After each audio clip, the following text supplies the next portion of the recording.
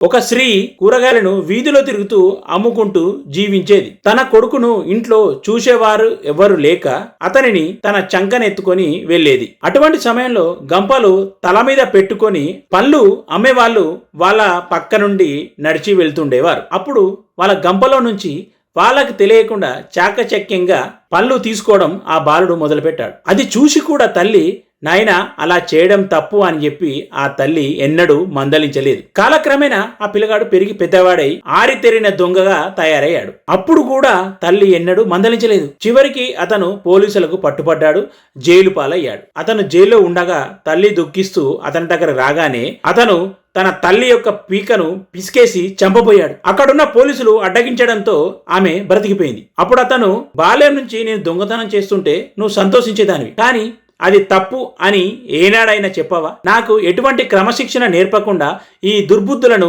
నువ్వు ప్రోత్సహించావు. ఈనాటి నా దుస్థితికి నీవు పెంచిన విధానమే కారణం అని తల్లిని నిందించాడు. బాల్యంలో అందుకున్న క్రమశిక్షణ ప్రబోధాల మీద ఆధారపడి ఉంటుంది. అందుకే తల్లి ఒడి మొదటి బడి అని అంటారు.